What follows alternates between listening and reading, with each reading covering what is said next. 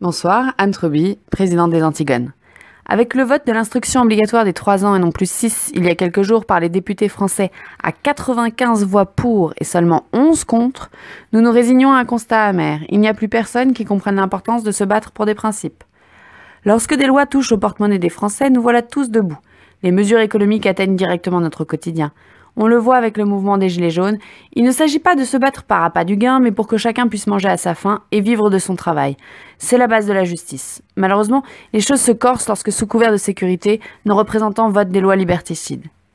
Nous faisons l'amer constat qu'entre la liberté et une prétendue sécurité, le grand public opte toujours pour la sécurité. L'excuse du jour de l'État pour établir des lois liberticides, c'est l'islam.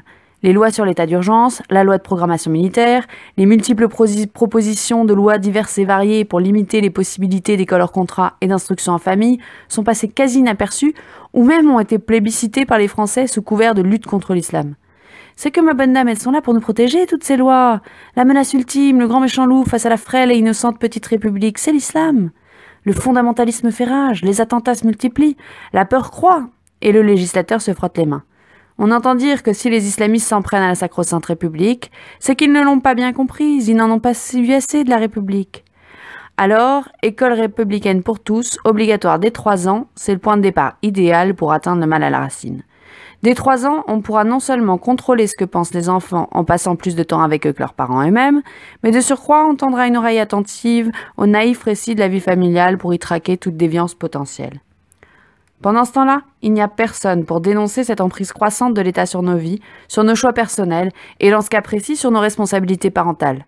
Les lois sur l'école, et notamment sur l'instruction en famille, passent trop souvent pour des lois inutiles au regard du petit nombre de personnes qui exercent cette liberté, pourtant fondamentale, de pouvoir choisir librement et complètement l'éducation de leurs enfants.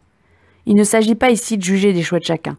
De toute façon, les familles ont dans la réalité bien peu de marge de manœuvre pour exercer en ce domaine une véritable liberté, contraints qu'ils sont par une réalité économique et professionnelle de plus en plus implacable. On n'est pas libre quand il n'y a qu'une voie possible.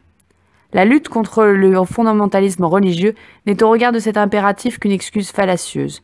Les derniers islamistes français en date avaient d'ailleurs bénéficié des bons et loyaux services des écoles françaises.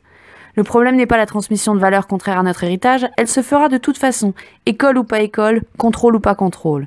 Le problème, c'est la présence en nombre massif sur le territoire français de personnes dont la culture est fondamentalement opposée à la nôtre, mais aussi l'influence économique et culturelle croissante de pays qui veulent la mort de notre civilisation, à l'image du Qatar et de l'Arabie Saoudite pour ne citer que.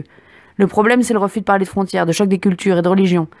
Et le problème, c'est surtout que de peur de fâcher, de subir l'opprobre général, nous préférons sacrifier nos libertés publiques que d'oser évoquer ouvertement les sujets qui fâchent, alors que nous savons bien qu'aucune des mesures liberticides que nous pourrions adopter ne nous protégera de l'effondrement de notre civilisation.